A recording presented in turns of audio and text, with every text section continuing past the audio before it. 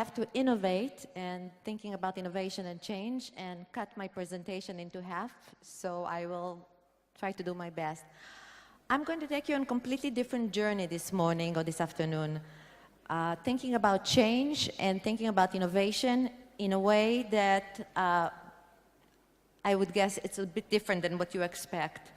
And I'm going to talk about colors and shapes, and thinking about the challenges that we all deal with, disruptive innovation, competition, and we need to lead change. And I'm not going to go into it. You had a full morning talking about the challenges that you're all facing, and I think all of us in the business world. But we need to think, where do we find the answers? Where do we get solutions for the ever-changing business and daily life? And we can, of course, resort to theory, and theory about innovation and change is, of course, important. But the question is, can we really innovate and can we really lead change only by sticking to theories and data? And I suggest to look at a source of inspiration, and this source of inspiration is not under the light, is not there, because the range is pretty limited where the light hits. I would like to look a little wider, and looking a little wider, I saw this quote from Albert Einstein, a Nobel Prize laureate, of course, and the father of the theory of relativity, and he said, "I'm enough of an artist to draw freely upon my imagination. Imagination is more important than knowledge, because knowledge is limited." And not only that knowledge is limited, but knowledge, especially today in an ever-changing world, is obsolete. Because what we know today might not be effective tomorrow, because things change so quickly. But creativity and imagination are endless. And actually, they work the opposite. The more you imagine, the more you work on your skills, creativity skills, the bigger and more enhanced they become. And thinking about Albert Einstein as an artist, I thought, what can we do in terms of business and art? And I present you my panel, and on the right, the colorful ones, are leaders, cultural leaders of the Western world. On the top is the artist Andy Warhol, below is Henri Matisse, and below is a work of Pablo Picasso. All of them are leaders. They led change, they innovated, and they developed a complete different language of design and the way we think. And on the left, we have top researchers in the field of management, Peter Drucker and Henry Mintzberg. And when you think about it, all these expressions or concepts of vision and focus and inspiration, most of them are really derived from the world of design, the world of creativity, from the art world. And we, in the business world, adapted them because we would like to think like artists, we would like to create like artists, and we would like to be marked in history for the breakthroughs we make. So the best example to embody the connection between the two is this man, Steve Jobs, who I'm sure you all know. And Steve Jobs, to me, was an artist and a businessman. He changed the way we shop, the way we read, the way we communicate. He changed all that with fantastic technology. But beyond that, it was not only the technology, it is the aesthetics of everything he did. And Steve Jobs really said, this is a quote, "They always aimed at being somewhere between technology and liberal art." And if you visit Apple's offices in Napa Valley, you will find that they have meeting rooms that are called Leonardo da Vinci room and Pablo Picasso room, because Steve Jobs encouraged his employees, his managers, to think like artists, to be artists, because in today's world, in an ever-changing world, in such dynamic and competitive one, we need to create, to constantly create and innovate and to lead change. So I'll take you a little bit on a journey into the art world and see what kind of inspiration we can get. And this very attractive young man is a self-portrait of Pablo Picasso. He was extremely talented, and he painted that in 1905. He was about 20 years old then. But then, when you look at this is also a self-portrait of Pablo Picasso, and you think, if he can paint himself so beautifully as in the right side, why would he paint himself as an ugly mask on the left? And no, it's not because he lost his skills. It's because the invention of the camera.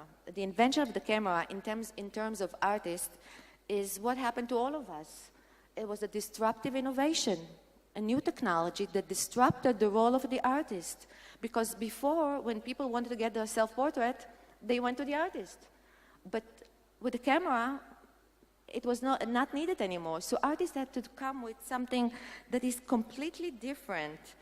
And so are we today in the world of technological change. And we understand that the future really is, I missed this, the future is really in technology and innovation, our survivability, is thinking that we all have to integrate and innovate to be somewhere in this arena, because that's where we can thrive.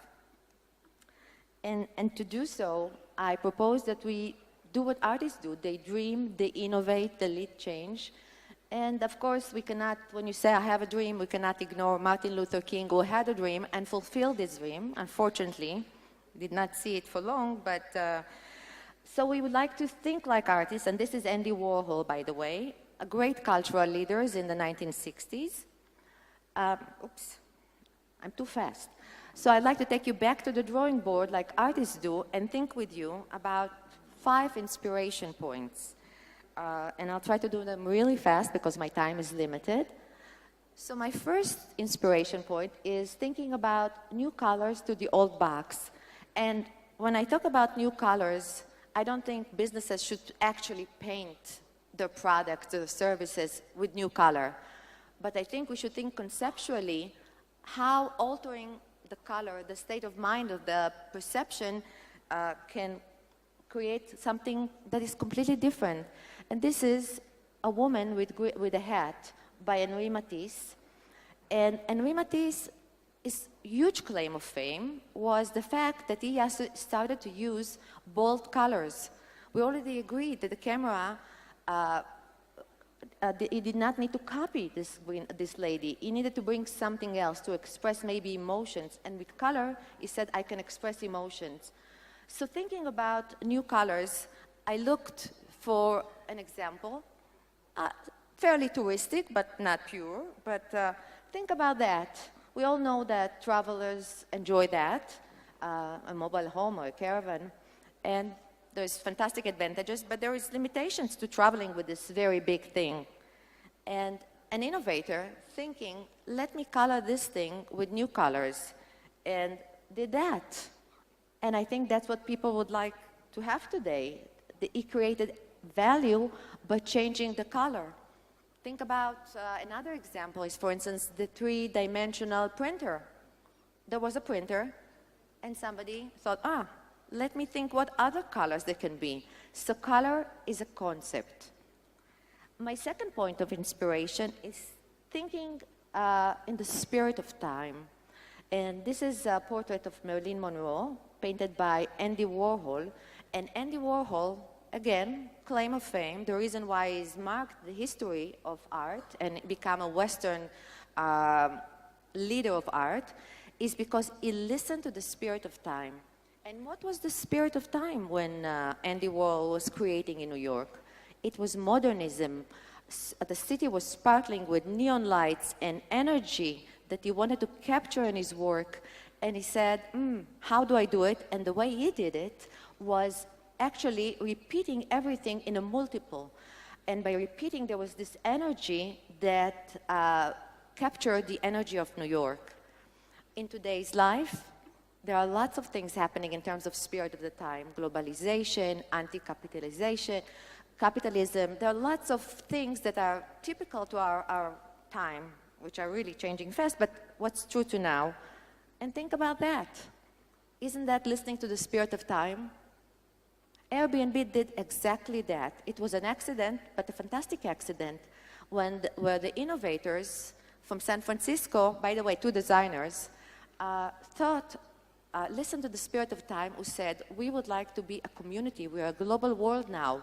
I can stay at somebody in New Zealand or in Tahiti in their own home and get more experience, pay less, and maybe not get services from those huge conglomerates like the chain of Hilton or something, just an example. So Airbnb is really an example of listening to the spirit of the time, and this is what we call today sharing economy. Or think about that. American Express is putting together a venture with TripAdvisor to give bonus to if you actually give reviews. And in today's life, we call it collaborative economy, because this is the spirit of the time. And all of us as business people think about the spirit of the time and what can we do by listening to it, enhance our business, and bring it to where it should be. My third inspiration point is disassemble and rebuild. And that's exactly what Picasso did, Pablo Picasso, when he invented Cubism. So what is Cubism? Cubism is really taking the object and breaking it to its geometric forms and then putting them together. And that's what we see here, shapes put together, and we get a picture. And by thinking about disassembling, think about, for instance, the tours industry. We all have we have a variety of ideas of tours, and I would like to show you an innovative one. It's a company in Israel called Mekomi, which in Hebrew means local. And this company is giving tourists an on-demand experience. Today, with the mobile technology, you can actually on-demand order the kind of services you want. And this is really bad, but this is from the website. But you can see that you can choose your path, choose your guide. Here's the guide. Just press the key, and you have this on-demand economy. And this is listening to the time. This is what people want today. They want it quick, they want it easy, and they want to control it. And this is where we need to think about our work. Fourth source of innovation was, by the way, I could come with 100 sources of innovation from art, is, I said on-demand economy, is thinking about the proportion, enlarging, shrinking. If you think about the iPhone and the iPad, it's basically the same thing. Jobs took the iPhone and said, I can see more revenue coming from that. If I make it bigger, I can provide other services to that. And that's what this artist, Giacometti, with the Italian sculpture, with the tall silhouettes of human beings on the right, and Fernand Botero, a South American artist, with this huge bronze sculptures, and both of them did the same thing, thinking about size. And the size made the impact, which, as we said, we all want to be marked in somewhere. They were marked in the history of art, but we would like to put our mark in the business world. And thinking about size, I thought about the business we are all in, and what is that? What is premium economy, or the economy plus? There are different names for that. Is airlines were thinking, how can we get more revenues? How can we get more traffic to just playing with the size? It's actually a little more legroom, not more than that, that altered the customer experience. So go back to your drawing board and think, where can you play with the size to enhance your services or your products? And last source of inspiration is,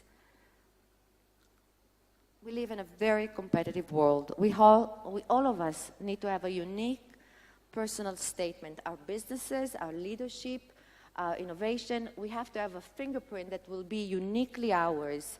And you do not need to be an artist connoisseur to know that this is Salvador Dali, a self-portrait of him, a Spanish surrealist painter. And he was unique in everything he did. And that's what we need to think. How do we do it? And I would like to show you a fantastic business leader that is also an artist in my view, that is not like the rest of them. You know, there are lots of black umbrellas, but there are very few those bright yellow umbrellas. And this businessman is Richard Branson, I'm sorry. Richard Branson, the founder of Virgin, and is a very colorful and exciting person. Now, his personality is fantastic, but the issue is not only his personality, because Branson said that my personality, my being as a leader, impacts my organization. The face of Virgin is the face of Richard Branson. And we all of us have to think that your face, who you see in the mirror, is what influences your business, your employees, your customers, and you should bring that spark that will differentiate you from others. So, just wrapping up by saying that, you know, we all use the expression, the art of management, the art of business. You know, we all use that, the art of marketing, but we don't really think of art. So I suggest, like the economists say, that business has as much to learn from the arts, and that you all try to adapt it, because the nice thing about art is that it teaches you to see, to look, to observe, and to listen to what you see. And as we see in this painting by a fantastic artist named René Magritte, a French surrealist, is that when you see, the sky is the limit. So I wish you all a fantastic day, and thank you very much.